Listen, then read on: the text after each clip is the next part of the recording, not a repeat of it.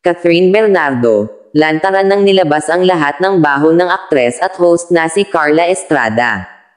Si Carla Estrada ay ang ina ng ex-boyfriend ni Catherine Bernardo na si Daniel Padilla. Matatanda ang kamakailan lamang ay mainit na pinag-usapan ang isyong hiwalayan ng dating magkasintahan ng kapamilya aktres na si Catherine Bernardo sa kapamilya aktor na si Daniel Padilla.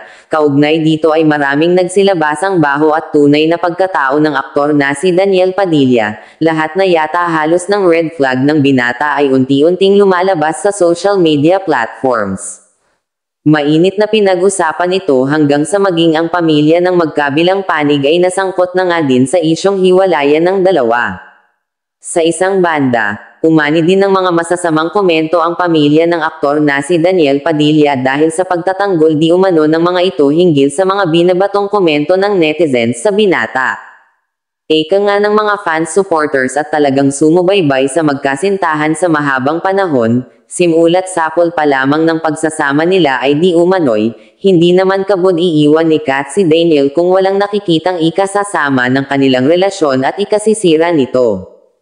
Matatanda ang na-link din ang aktor na si Daniel sa aktres na si Andrea Brillantes, kung saan maugong din itong pinag-usapan sa buong social media platforms. Dito ay umani din ng masasamang komento ang aktres, ayon pa sa ilan na si Andrea Brillantes ang sanhi ng paghihiwalayan ng Katniel.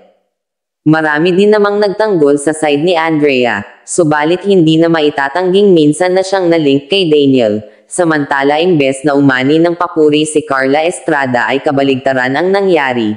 Ayon sa mga taga-subaybay ng Katniel, imbis na maging fair o patas ang ina ni Daniel ay mas pinili pa nitong mag one-sided at kampihan na lamang ang anak na si Daniel. Dito nga, ay nagbigay ng mga saloobin si Carla Estrada, kung saan lahat halos ng kanyang mga statement ay halos patama sa aktres na si Catherine Bernardo.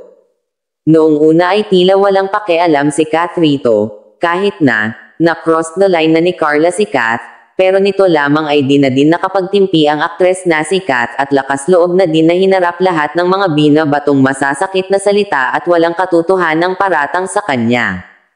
Ani nga ni Kat sa kanyang patama post na, walang sekretong hindi nabubunyag, pasasaan ba at malalaman din ng lahat ang tunay na baho ng isang taong puro kasinungalingan lamang ang alam sabihin sa publiko, at ang alam lamang ay ang pagtakpan ng baho ng kanyang anak. Dagdag pa ni Kat na patama kay Carla na, kayo po ay masyadong konsentidor sa anak, pinakisamahan ko po kayo ng tunay, pero bakit ang balikwas ninyo sa akin ay ganyan? Gaano man po pala kahaba ang ating pinagsamahan ay baliwala lamang po pala ang lahat ng ito sa inyo. Sa kabilang banda humingi pa ng pasensya ang aktres na si Kat sa ina ni Daniel na si Carla, aniya pasensya na po kayo tita ha. Matagal na din po kasi akong nagtiis at nagtsatsaga sa anak ninyo. Mainam naman po at namulat na ako sa realidad, malaya na po ako. Dahil sa mga pangyayaring ito marami ang naging concern para kay Kat sapagkat ayon sa mga nagmamahal dito na, hindi dapat ito nararanasan ni Kat.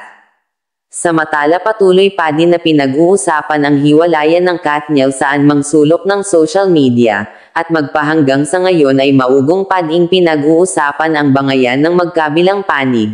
Para sa marami pang impormasyon, huwag kalimutang mag-subscribe at i-click ang notification bell, para patuloy kang maging updated sa lahat ng latest issue sa mundo ng showbiz. Maraming salamat sa iyong panonood.